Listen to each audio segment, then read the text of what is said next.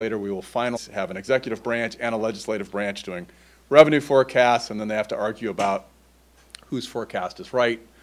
Here in Washington, we go right to arguing about how to spend the money. But we all agree on how much money there is, so that's good. So really, our mission is all about supporting the state budget process, so we don't do any local or regional forecasts. And I apologize that I didn't put this in a slide, but I did want to just mention a couple of Thurston County specific data points before I get into stuff that's going to be more U.S. and state focused. So not too long ago, the State Budget Office, Office of Financial Management, released their April 1st, 2018, they always do a forecast, April 1st, 2018, or an estimate of the population, state, county, and cities. So if you were to look at Thurston County, say, April 2015 to April 2018, what you would see is that Thurston County grew a little bit faster, about 5.3% over that period, compared to the statewide number of 5.2. So between 2015 and 2018, about 14,000 more people in Thurston County. So if you wonder why, like, just driving here from Tumwater was really crowded for some reason just now, it's some of those 14,000 people were probably out there wondering why I was in their way. From the State Employment Security Department, we have some employment data at the county level that goes through May. And again, if we take sort of a 3-year look, May 2015 to May 2018, state employment grew about 8.4%. In Thurston County, over that 3-year period, employment actually grew faster than that, 9.4%. That's about 10,200 jobs added between May of 2015, May of 2018. So again, very consistent with that population growth. We see the job growth as well. The data we have on wages is not quite so up to date. So we only have weekly wage information that goes really through the end of last year. But if we look just say a 2-year period, 2015 to 2017, if we look at average weekly wages, statewide they went from $1,090 a week average to $1,194. That's about a 9.5% increase. Thurston County, the numbers are a little bit smaller. So 2015, that average weekly wage was $8.99. By 2017, it had increased about 5.2% to $946. So that's just a few comparative statistics, just looking at Washington and then compared to Thurston County. Okay, so I will be talking about the most recent forecasts that we've done. That was in June. The prior one was in February. I know I said quarterly, but it's 4 times a year. It's not exactly on the quarters, and it really lines up with the state's budget process. So just a very brief summary. Not a lot of changes since February in our economic forecast, especially for the U.S. Looks pretty darn similar. Washington may be a little bit stronger than we thought in February, but again, not really huge changes. There's lots of things that we're worried about, and I always feel like that's sort of, an economist's job is to be depressing and to worry about things, and so I will highlight all the bad things and gloss over the good stuff. Not totally, but what we did see since the February forecast was that tax collections were running a little bit ahead of what we expected, especially sales tax, business and occupations tax to some extent, and real estate excise tax. So as a result of that and slightly stronger state economy, we did raise our revenue forecast both for the current budget period and for next, roughly $300 million each period, which, yes, that's a big change, except for as a percentage of $43 billion 2-year budget. It's not a huge change, but definitely things were going a little bit better than we anticipated. So some of the risks we like to mention to policymakers. Here's some things we're worried about. We've made some assumptions. And if those assumptions turn out to be incorrect, the forecast could be either better or worse than reality. So certainly on the upside, we've seen very strong consumer confidence, business confidence, generally people thinking that the economy is looking pretty strong, which it certainly is. And we're seeing stronger global economic growth. So those are certainly things that could push things even more positively. On the downside, we have a lot of uncertainty, especially around, at the national level, around trade policy, around international trade policy. And we really care about that in Washington because Washington is a very trade-dependent state. whether we're talking about the port that's, right down the street, or we're talking about Seattle, Tacoma. We as a state sell a lot of things overseas, and what's going on with trade policy is definitely something that could have a negative impact on our state's economy. Lots of geopolitical risks. We know that there are a lot of, we're not sure what's going on with North Korea. We're not sure what's going on with Russia. So those are things that could create problems that we haven't anticipated in our forecast. I'm sure you've all noticed gas prices have been going up. That's not so great, certainly from a consumer perspective. And we have an economic expansion that is maturing. Now, economic expansions don't just die of old age. There has to be a reason why we slip into a recession. But I'll just mention a couple things around that as well. So a few slides on some of these risks. I mentioned very confident consumers. A couple measures we look at, survey-based data, where consumers are asked, how do you feel about your job, your income prospects, are you buying anything big? And we look at one from the University of Michigan, one from the Conference Board, and in all these slides, the vertical sort of gray stuff, those are recessions. So that's the last recession there, the 07-09 recession there. You can see confidence really tanked, big surprise during the recession. None of us were feeling too good about where things were going. Consumer confidence is now, either one of those measures compared to before the recession, people are feeling better. This is national data, but people are feeling better than they were even prior to the recession. And if we look at small businesses, you see much the same thing. Again, it's a survey where small businesses are asked about sales prospects, employment prospects, investment, et cetera, and you can see that that has really jumped. So small businesses, again, feeling pretty good about where the economy is headed. Both on the consumer and business side, those are things that could mean the economy outperforms our forecast. This is just an index of freight carried by trucks. And so what you see is, again, since the recession, it bounces around a lot, but definitely an upward trend, very consistent with strong business and strong consumer confidence. If people are feeling good, they're going out and buying things. Where do those things come from? Well, a lot of times they're shipped on a truck, whether we're talking cars, electronics, whatever. So that also is a nice indicator that the economy has been expanding, that businesses think it will continue to do so. If we look at labor markets, we've seen, very strong hiring, both Washington and nationally.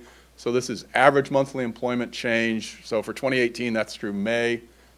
We do have June U.S. data. We don't have June Washington data yet, so that's why I didn't put that on there. But what you see is some pretty strong employment changes. So unemployment rate is low. Businesses are out looking for folks to hire. And, of course, that's very consistent with strong consumer confidence. However, an interesting thing, despite the fact that we have hiring going on, that we have low unemployment rates, this is national data, but if we're looking at average hourly wages adjusted for inflation, and this is looking at, comparing, say, May of this year to May of last year, that's what the growth rates are here. What we're not seeing is very much growth in wages. So we're seeing a strong labor market, but we're not seeing wages go up by very much. The other thing that we're seeing is a little bit of a jump in layoff announcements. Again, this is national data, but this is comparing January through June this year and last year, and you can see layoff announcements are up about 8%. Retail is the sector that's had the biggest number of layoff announcements, and a lot of that, as I'm sure you're all aware, is just sort of the online versus bricks and mortar. It's tough to be a bricks and mortar retailer these days, at least in some sectors, and so I think those numbers certainly reflect that. The employment numbers and the unemployment rate, though, look so good that while this is not great, still I think the labor market's looking pretty good. And I mentioned stronger global growth. This is comparing the International Monetary Fund does a forecast every April. This is looking at their April 2018, April 2017 forecast. You can see, for most of the way through, they're expecting a little bit stronger growth. And that should be a positive, especially for Washington State, because again, if GDP, if incomes are growing faster all over the world, that should mean more demand for U.S. exports, more demand for Washington exports. But because of what's going on with the tariffs that have been implemented and the potential for more tariffs, it's hard to know whether this will truly translate into the demand for more Washington goods. So that's certainly a concern. I mentioned gas prices, so this is looking at oil and gas prices the last couple of years. They've certainly been trending up. In some parts of the U.S., higher oil and gas prices are good. If you live in Texas or Wyoming or Alaska, where they've got big energy industries, this is a positive. It means more hiring, it means more investment. But here in Washington, what it means is not more hiring and not more investment, but all of us have to spend more money on gas as opposed to things that are subject to the sales tax. So this is not such a good news story, certainly for a state like Washington. So we've had this very long economic expansion, at least officially. The recession ended in June of 2009. Couple things to address. When's the next recession? Which is, I think, a very good question. And economists are really terrible at answering that question correctly. And in fact, in our baseline forecast, we are not assuming a recession. And sometimes people ask me why, and I say, well, here's the problem with forecasting a recession. You have to do two things that are very hard to do. You have to pick a date, and you have to pick a cause. There's got to be some reason that the U.S. economy slips into a recession. There's lots of potential causes, but to do that correctly is very, very difficult. So let me just a few things to mention. This is looking at U.S. gross domestic product. The blue is the actual or our forecast. That green line there, that's what the Congressional Budget Office calls potential GDP. That is sort of sustainable gross domestic product. And what you can see is it's kind of right there on our forecast. So that means we're using our resources pretty efficiently. It also means that there's the potential that bottlenecks or shortages could get created somewhere that start to create a little bit of a domino effect. So this is not a bad thing in and of itself, but it's at least a potential that we want to be keeping track of this. It could be something we want to think about as possibly raising the odds of a recession. Something else to look at, and there's lots of things that you can look at to say, okay, where is this or that figure typically before a recession? So this is capacity utilization. This is the fraction of resources that businesses have, the fraction that they're using to create goods and services. And, oh, that's really a slight problem. All the recession indicators did not show up on that graph. So it makes it way less useful. So you're going to have to take my word for this. But if those recession bars were up there, what you would see is, as that says, capacity utilization is typically 80% or higher before a recession. And that's what the black line is. That's, so you can see we're below that. So that tends to suggest that a recession is not imminent. And this would be something, see now, it was supposed to look kind of like that. Anyway, this is an index that the Philadelphia Federal Reserve puts together. It is what's called a leading economic index. It's based on a number of things that tend to tell you where the economy is headed. And again, what you can see is that prior to most of these recessions, that has dropped below 1%.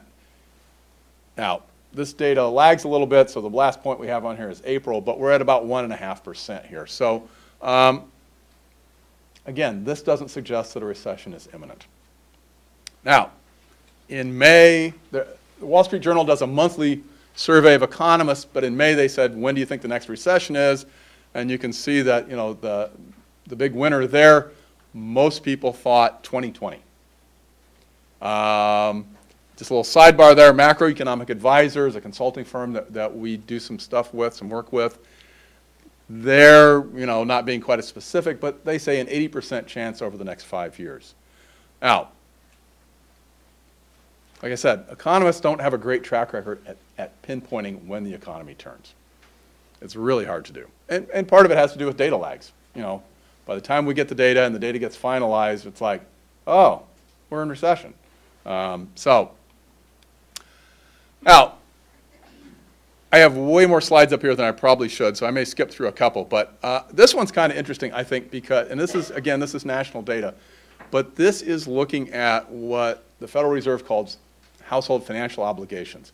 So this is all your monthly debt payments, your mortgage, your car loans, credit card loans, and for people to make it equivalent, for renters, rent is also included in here. And it's as a fraction of your disposable, your take-home pay. You can see how high that got during the last recession. You can see it came way down. It is creeping up, but we're certainly, you know, it looks like households, you know, their balance sheets are looking pretty good. So that's certainly good news. Mortgage debt outstanding, you know, we're now back to slightly above the last peak, which was right before the housing market crashed. Is that a big deal? I don't know, except for the Federal Reserve is raising interest rates, which means anybody who has an adjustable rate mortgage is going to see their mortgage payments go up. Most commercial real estate, you know, it's very common to get a 10-year loan with a balloon payment at the end, which you refinance. As rates go up, that becomes more difficult to do. So it's just something to keep track of. Retail sales have been growing, certainly consistent with positive consumer confidence. Oh, by the way, if anybody has any questions, please interrupt me. I'd really be happy to at least attempt to answer them. So this is looking at building permits for Washington and the U.S.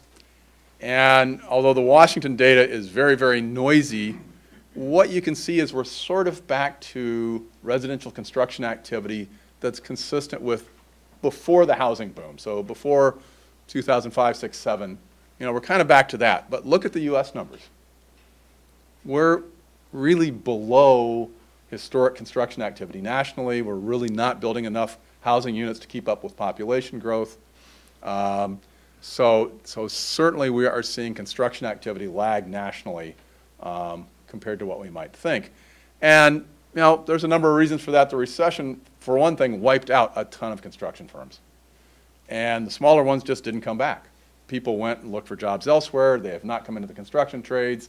As a baby boomer, I will say that, you know, the construction industry, like a lot of industries, lots of baby boomers. During the recession, you might have left construction or you might have just said, looks like a good time to retire. So that's certainly part of the issue nationally. We certainly have seen a lot of growth in construction employment in Washington State. Washington has been doing better than the U.S. economy for some time now. This is an index. It basically looks at employment relative to January of 2005. So we can compare Washington and the U.S. because obviously the gross numbers are much, you know, different. But what you can see is that employment has been growing much faster in Washington than it has been nationally. If we look at personal income, not quite as dramatic. Personal income, so that's mostly wages, but it's also interest payments, rent payments, dividends, transfer payments like, say, unemployment insurance is in there. You can see, again, personal income growing faster here in Washington than it has been nationally. So for some time we've been saying, you know, Washington's doing better than the U.S., and that's certainly been true. I did mention sort of international trade policy. This is looking at quarterly growth in Washington exports, broken out into transportation equipment, which, as you would guess, is largely Boeing aircraft, agricultural products, and everything else. And we went 10 quarters where Washington exports were in decline. The last 2 quarters that we have data on, we only have data through the first quarter of this year, we saw a little bit of growth. Not huge, I know it's a little hard to tell, but towards the end there, those things are actually up above the 0 line. So that's good news. And another way we could look at that is say, what happened to our export growth? And this is, again, through the first quarter. What happened to export growth to our major markets? So who does Washington State sell most of their products to? First, China. Second, Canada. Third, Japan. Who do we have trade disputes with right now? China, Canada. So what we saw was, even though Washington exports declined in 2017, you'll notice that to China and Canada they went up. And they've been strong so far in the first quarter relative to the first quarter of last year. The concern, again, is that the trade war sort of issues could mean that that sort of goes the other way. Couple things on our forecast real quickly. This is our U.S. GDP forecast for June and February. You can't really see a difference there, but there are two lines. They're just really, really close to each other, so not much change there. Oil prices. As I mentioned, oil prices are going up. This is our oil price forecast. This is the price that refiners pay. So it's kind of a mix of U.S. and European oil prices. We see them higher than we did in February. We do see them peaking and slowly declining. And I will tell you, we don't actually forecast oil prices because it's way too hard to do, and nobody does it very well. So what we do is we look at the futures markets. And the futures markets are places where you can say, hey, I want to buy some oil in a year, and here's how much I'll pay you for it, and you'll sign a contract. Futures markets aren't always right, but they are based on people who actually have money involved. And that's often a good way to do forecasts, because these are people who've taken a chance and said, yeah, I think oil at this price looks reasonable. So that's basically what the futures markets are telling us, a peak and then kind of a slow decline. Not much change compared to February in our U.S. employment forecast. That looks pretty similar. Washington personal income we see is a little bit stronger. As we get some additional data, we've raised our idea of what is going to happen. But, you know, those are not huge changes, but you know, a little bit stronger, so that's good news. Actually, we see employment is a little bit weaker than we did in February, and that is really driven by some revisions in the U.S. Census Bureau's population forecasts. Basically, they have dropped, not just for Washington, but the U.S. in general, a little bit slower population growth because of lower net births and a little bit lower international immigration. So, yes? How does this equate to unemployment rates? Well, so you would think that this would have a tendency to sort of tighten up unemployment rates. If you've got a little bit lower population growth than you expected, it should mean you've got a little bit lower labor force growth and you know, people available to work. We've got pretty low unemployment rates, I mean, even before this change. And so I don't think it's made a big difference in the forecast. But yeah, I mean, it should tighten labor markets up even a little more than they are. And that's saying something because, you know, it depends on the occupation, but they're pretty tight in a lot of areas. So, yeah, right. So, housing permit forecast, we had some really strong data first couple months of this year, so that caused us to revise that up a little bit. But actually, if you look at the average out to 2023 compared to our last forecast, it's about the same. We just sort of shifted some of it forward. Okay, so revenues. So some people are interested in our economic forecast, but usually when we're talking to our council, we're talking to legislators, we're talking to people in the governor's office, what they really care about is the revenue forecast part, because that's what, you know, that's what tells them, here's the resources available for the budget. This is looking at our major tax sources. So the Revenue Act tax sources would be sales tax, business and occupations tax, public utility tax, fines and fees are in there, and tobacco products, which is not cigarettes, but all, you know, like chewing tobacco and things like that. Anyways, so it's mostly sales and B&O. And what you can see over there on that sidebar, if you can read that little tiny print, is we had fourth quarter of last year, first quarter of this year, over 8% growth year over year in these tax sources. The last month of collections that we had, almost 11% growth. These are very, very strong numbers that we will not see forever into the future. This is really strong revenue growth. But other big ticket items, so we've seen some really good revenue growth for a while now, certainly going back to kind of the middle of last year. Now, this is a really ugly graph. And what it is looking at is the difference between the growth in those Revenue Act collections, those tax revenue collections, and personal income. And the green line there, that is the historic difference between those growth rates. In other words, we think that on average, what we've seen on average, is that tax collections grow slower than personal income, which makes sense because as your income goes up, you don't spend all of it, and you certainly don't spend all of it on things subject to, say, sales tax. But what you can see is the last couple of years, we've been way above that historic average. The growth in tax collections has actually been faster than people's incomes have been growing. Again, the construction boom drives a lot of that. People buying big ticket items drives a lot of that. But you know what happens when you build a building or you buy a house or you buy a car, you don't do that like next year. So some of these things are basically driven by things that will be, if not one time, they're things that, you know, you buy a car and then, well, if you're like me, you wait till all the wheels fall off. But, you know, I mean, you know, maybe 3 years, 4 years, 5 years, whatever. So we do expect to see that slow down, but we've had really strong growth relative to income growth. I have to mention cannabis collections. So the overall trend of collections from marijuana sales has been like this.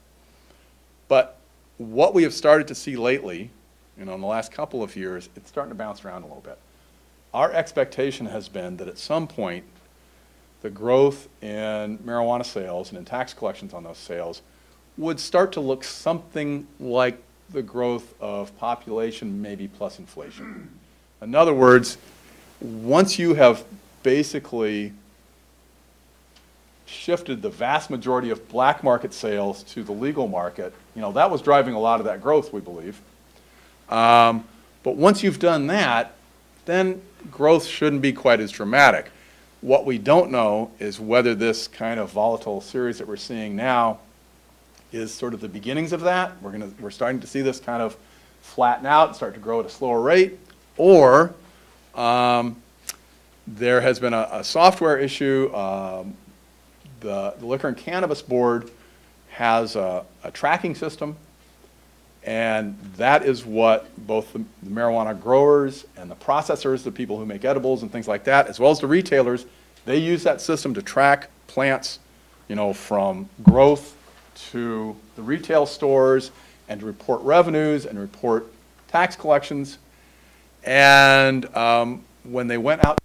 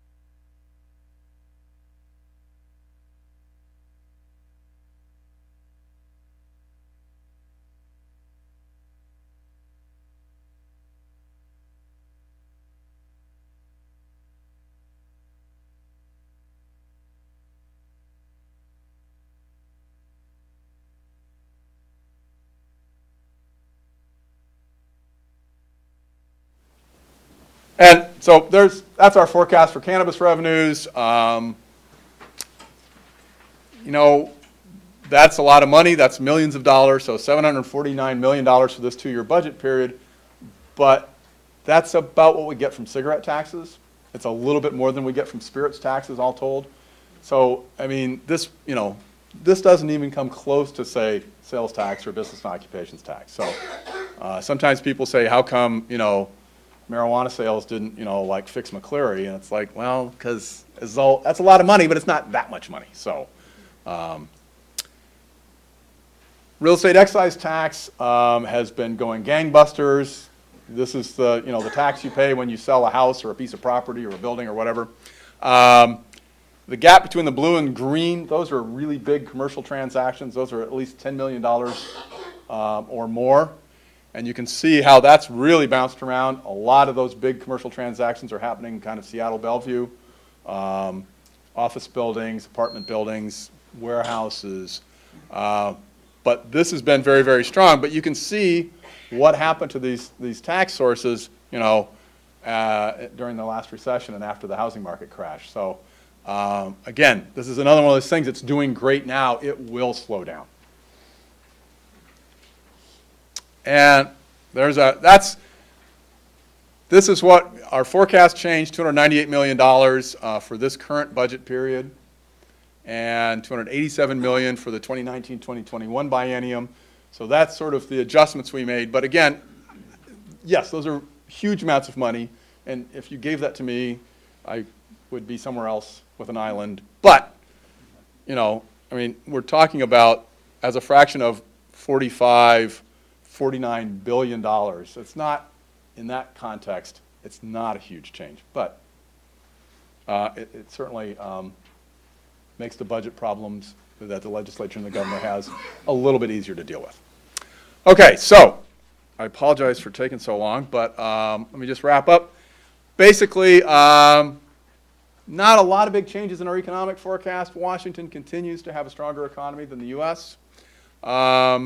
We've seen some really good revenue growth, which we do anticipate slowing down to something that looks a little bit more normal. And there's still lots of things to worry about.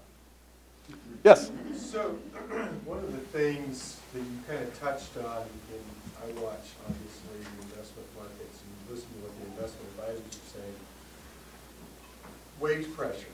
And the investment community is really, really concerned with wage pressure, which if that dam breaks, it's going to change every slide in the presentation you just gave. Agreed. But do you think what's holding back that wage pressure is the participation? People are jumping back into the labor market that had stepped out, and so that's feeding the supply or the demand that the jobs.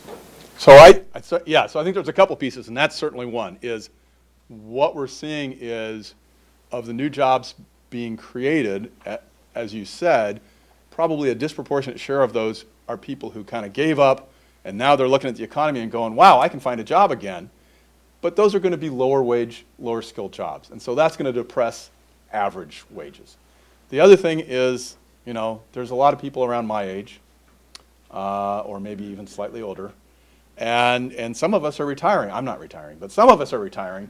And when we retire, we might be replaced by somebody who's younger and gets paid less. And so that's going to depress that average wage. And then, at least in some sectors, certainly manufacturing, we know that there's lots of foreign competition that kind of holds down manufacturing wages. And so that slide I showed you may make it look like there's less wage pressure than there actually is. And I think if you pick certain sectors, tech as a for instance, people are going to tell you those wage pressures are here now. Construction, the same thing. If you talk to people in the construction sector, especially Seattle, Bellevue, you have people who say they don't want to take on new projects because they can't find subcontractors. The wages are all going up. Material prices are all going up. So that's a really good point. That slide may have sort of understated the issue. And you're right, if it really takes off, inflation, which, who's worried about inflation, right? Maybe it's 2%. It's not a big deal. But if wages were to take off, to your point, yes, it would change some things up there. And not for the better.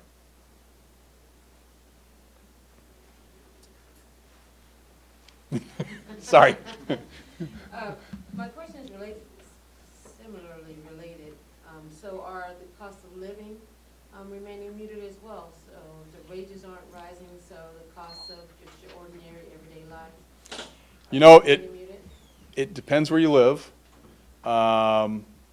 We only have like CPI measures, you know, inflation measures nationally and then for the biggest metro areas. So in Washington, we can talk about Seattle inflation, we can talk about US inflation. Olympia inflation, you have to sort of infer. But what you're seeing in Seattle is inflation running much higher than the US, and it's almost all driven by exactly what you would expect, which is the fact that house prices and rents are going crazy. And certainly I think around here we've seen, you know, rent and house price pressures too. So you might guess, I would guess, that Thurston County cost of living is probably rising faster than, you know, say that 2% average or give or take that we're looking at nationally. The flip side would be, I think if you were, say, like where I grew up in north central Indiana, where there's not a lot of wage pressure, where some of the factories that were in business when I was a kid are closed, you know, their inflation, their cost of living is probably lower than that national number. So, but. How about point of delivery on sales on computer and such, e-sales? Is that a better deal for us now? Isn't there some new ruling? Well, right. So the Supreme Court basically threw out something that said that states and localities couldn't collect sales tax on internet sales, and now they can. Now, one reason that that's not going to have as big an impact in Washington as it might in some places is the legislature has passed a couple of bills in the last few years to try to get at a big chunk of that. And so while we only have about 6 months of data on this last one that basically said, you know, that electronic marketplaces, I don't want to name any names, but you know, like companies where you can go to their website and you can buy stuff from them or you can buy stuff from other people, they now have to collect sales taxes. Or what the bill the legislature passed to try to get around this before the Supreme Court ruling, they said, you have to collect sales tax on those and remit it to us, or you can just give us the names of the people who bought that stuff and we'll go after them. Well, if you're a business owner, really a great way to make your customers unhappy is, you know, when the Department of Revenue shows up at their door and says, hi, this online retailer told me you just bought this $1,000 item and we'd like to collect the sales tax on it. So the assumption was that a lot of the internet, bigger ones, would collect the sales tax. Like I said, we only have about 6 months of experience with that. It seems to be coming in the way we expected. There'll be a lot of states who didn't do something like that when they're going to get a much bigger change in revenue from that Supreme Court ruling. But there's probably still some room if the legislature will have to address it, but there's probably some room for more revenue collections, and that'll affect obviously local government as well as state.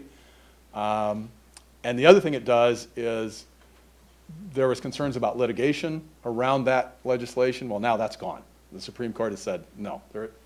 So the litigation risk is gone, so that's certainly a good thing.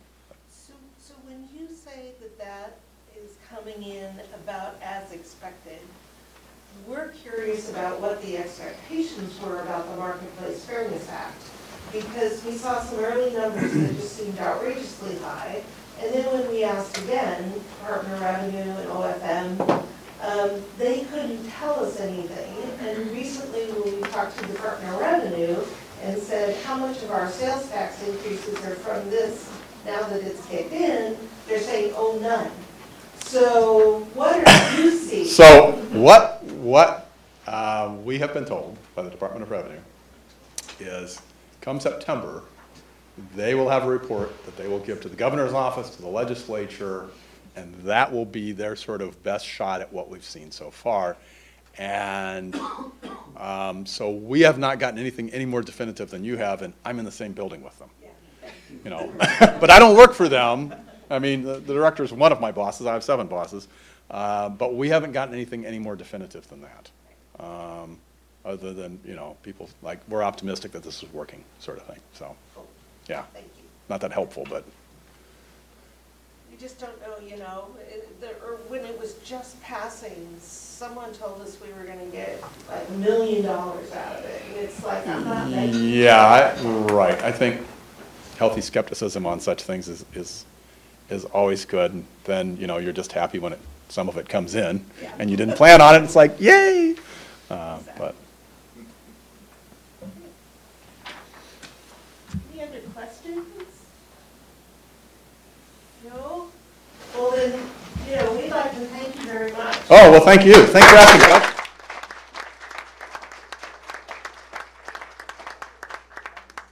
So thank you everyone for spending your noontime hour with us, and if you have any questions or follow-up, let us know, and enjoy the rest of your day. Thanks for coming. Okay.